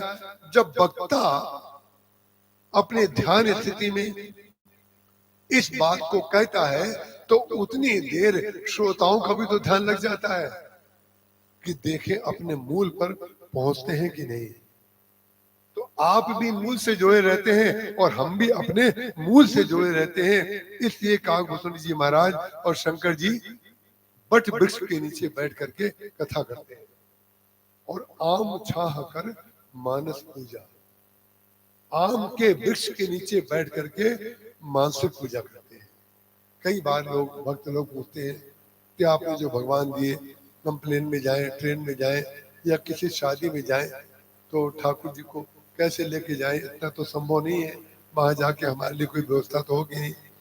तो हमने कहा भी ठाकुर जी को घर में ही विराजमान करा दो, नहीं तो कोई भक्त रिश्तेदार हो उसको दे दो, मित्र को दे दो, ये 3 दिन आप सेवा कर लेना, तो आप उनकी करोगे, जब वो जाएगा तो अपने ठाकुर जी आपको दे देगा, छोड़ेगा थोड़ी, क्योंकि आपसे बदला तो लेगा कि 3 दिन हमने आपके ठाकुर जी की सेवा की तो हम तो 5 दिन के लिए बेंगलोर जा रहे हैं, अब 5 दिन करो तो परिणाम क्या होगा। जब तक फिर हमने कहा जब ट्रेन में आप बैठे तो जो जो आपने किया था उसका ध्यान करिए, ये मानसिक पूजा है। जब मानसिक पूजा ट्रेन में आप करेंगे और बगल में जो बैठा होगा अगर कहीं आस्तिक हुआ तो आप उसके कल्याण के हेतु बन जाएंगे। हम बच्चों से कहते हैं, बच्चों को हम सुमरनी देते हैं, इसलिए देते हैं, हमने कहा इस पर जप करते रहा, करे कि ना करे वो जाने, लेकिन हम कहते हैं खास करके ऐसी जगह पर जहां ज्यादा लोग बैठे हो वहां जरूर करना। क्यों? अगर तुमको देख करके किसी दूसरे के अंदर ये इच्छा आ गई कि जब ये बच्चे जप कर सकते हैं तो हम क्यों नहीं कर सकते, तो ना जाने कितने लोगों का कल्याण का कारण तुम बन जाओगे। इसलिए जप करना चाहिए। बोले मानसिक पूजा के लिए कौन सा वृक्ष चुना? आम का वृक्ष। आम के वृक्ष का एक नाम है रसाल, माने जिसमें रस हो। और मानसिक पूजा करते समय यदि रस नहीं आ रहा है तो मानसिक पूजा में मन नहीं लगेगा। 2 मिनट के बाद आंखें खुल जाएंगी, अरे भाई छोड़ो। इसलिए रसाल माने आम का वृक्ष जो होता है उसमें रस होता है। और आम के वृक्ष की एक और विशेषता है, बोले रस तो होता है मीठा, लेकिन गुठली होती है कड़वी। मूल जो होगा वो रस को उत्पन्न करेगा, लेकिन उसका गुण वो नहीं होगा, वो प्रकट कर देगा। जैसे औली की बात मैं कह रहा था कि आत्मा क्या है, ईश्वर क्या है। जितने अवतार हैं, जितने गुरु हैं, जितने संत हैं, सबके अंदर हम ईश्वर देखते हैं। लेकिन जैसे औली की गुठली में आप गुठली देखेंगे तो आप कहेंगे बीज, लेकिन बीज नाम तो आपने आकार का दिया है, लेकिन इसमें बीज तत्व क्या है? बीज तत्व को कोई नहीं बता पाया, क्योंकि बीज जब खोलेंगे तो पूरा बीज एक जैसा निकलेगा। तो परिणाम क्या होगा? उसके अंदर जो आत्मा है, उसके अंदर जो बीज तत्व है, इसीलिए कहते हैं निर्गुण निराकार, माने उसका कोई आकार नहीं है। तो क्योंकि जहां आकार पड़ेगा तो आप उसका नाम डाल देंगे, कभी बीज कह देंगे, कभी रस कह देंगे, कभी पत्ता कह देंगे, कभी तना कह देंगे, हम कोई ना कोई नाम डाल देंगे। काग वसुंधि जी महाराज चारों वृक्षों के नीचे बैठ करके जीवन पर्यंत साधना करते रहे। लेकिन साधना करने के बाद जब गरुड़ जी ने पूछा कि आपको इतनी विशेषताएं आपके पास हैं, आप ये बताइए कि आपने कौवे का शरीर क्यों धारण किया है और इतनी विशेषताएं आपने कैसे प्राप्त की हुई? आप तज्ञ भी हैं, ज्ञाता भी हैं, और मोह आपके जीवन में है नहीं, सरलता आपकी वाणी में है, और आप बिल्कुल सिद्ध स्थिति में विचरते रहते हैं। आपका ये बताइए उसके पीछे कारण क्या है? उन्होंने कहा सब कर फल रघुपति पद प्रेम। केवल एक ही चीज मैं जानता हूँ, भगवान के चरणों में मेरा प्रेम है। तो ये जो मेरा बोल रहे हैं ये अहम ब्रह्मास्मि की तरह ब्रह्म और अहम मिला करके बोल रहे हैं। बोले मेरे स्वामी के चरणों में मेरा प्रेम है, इसलिए उनके चरणों में प्रेम में कहते हुए जब मम आएगा तो वो कृपा बेशक हो जाएगा। कृपा बेशक माने सब उनकी कृपा ऐसी है जो हमारे अंदर ये विशेषताएं हैं नहीं, वो आपको दिखाई दे रही है। ध्यान रखिएगा, जिसमें आपको गुण दिखाई देता है उसमें वो गुण हो या ना हो, लेकिन आप बोल करके उसके अंदर उस गुण की स्थापना कर सकते हैं, उस गुण की आप स्थापना कर सकते हैं। ये बहुत ईमानदार है, ये बहुत ईमानदार है। बार बार हर जगह आप ईमानदार ईमानदार करें तो कम से कम 100 बार वो बेईमानी से बच जाएगा। इसलिए बेईमानी से बच जाएगा, उसे टेंशन रहेगा, ये हमें ईमानदार मानते हैं, ये हमें ईमानदार मानते हैं, इनके सामने तो कम से कम ना करें। एक सज्जन शिकोहाबाद में रहते थे, डॉक्टर साहब, डॉक्टर कपूर थे, बहुत वर्ष पहले की बात है। उन्होंने महाराष्ट्र से शिकोहाबाद में कथा हुई, उन्होंने गलती से ये कह दिया कि मैं 2 व्रत रखता हूँ। कौन कौन से? एक मंगलवार और एक बृहस्पतिवार।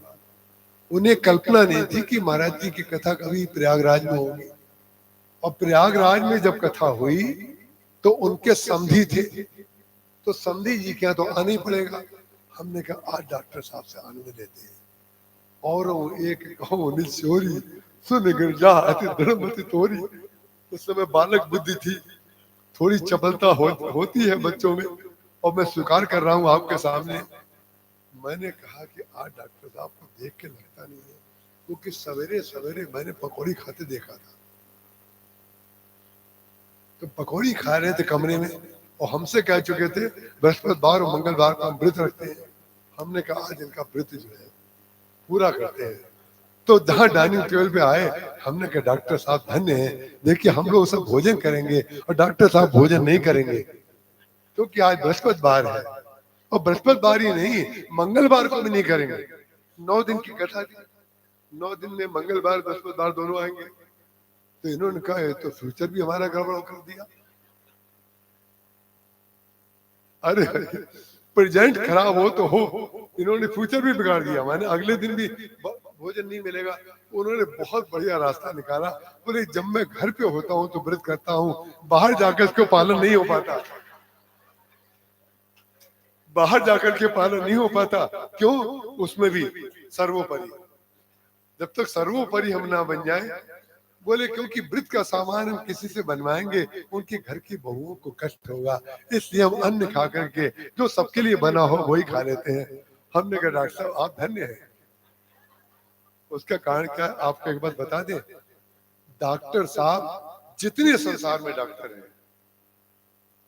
जितने डॉक्टर हैं, हम उनकी वंदना करते हैं, लेकिन एक कमजोरी उनकी बता दें।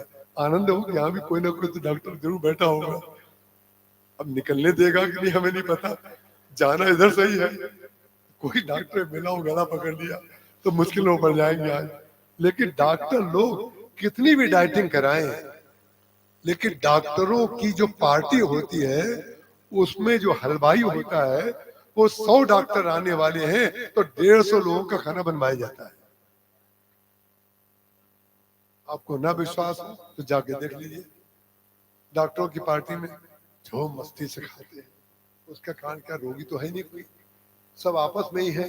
सब आपस में है तो सब वही तो कर रहे हैं।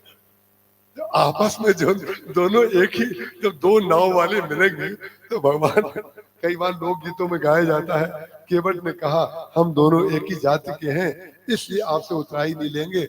हम गंगा से पार करते हैं, आप भवसागर से पार करते हैं, तो एक केवट दूसरे केवट से उतराई नहीं लेता है। ये लोक गीतों की अपनी शैली है, तो ध्यान रखिएगा।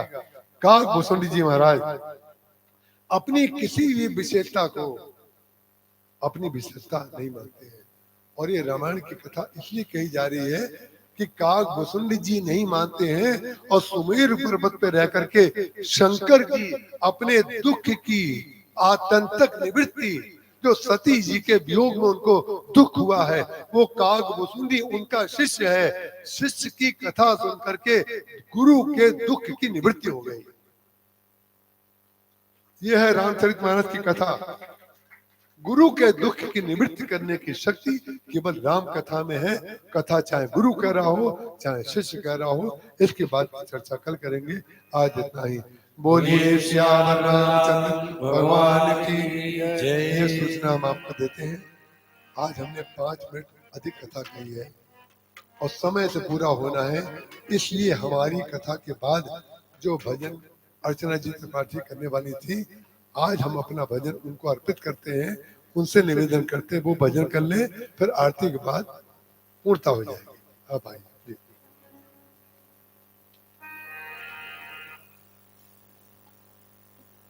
यहाँ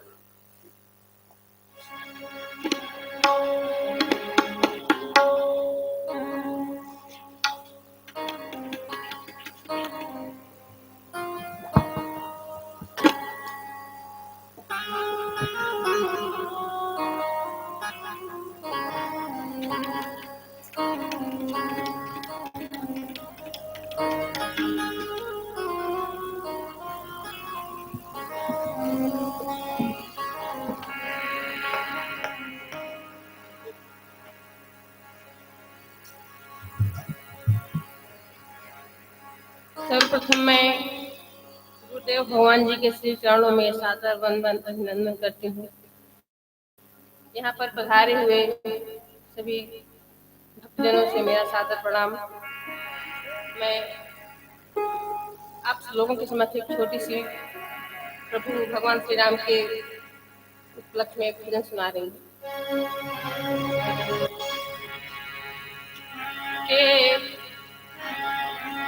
मेरी विनती सुनो सावरे राम जी, मेरी विनती सुनो सावरे राम जी, वरना जाके कचहरी अपील करो।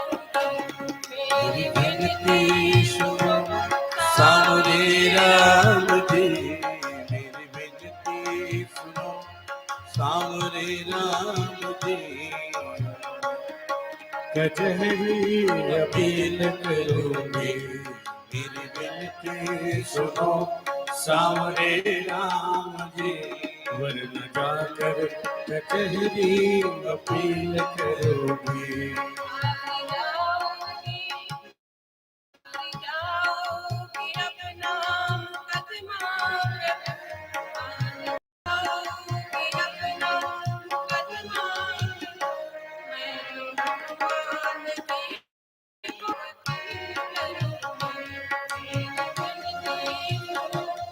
सावरे राम जी, कचहरी अपील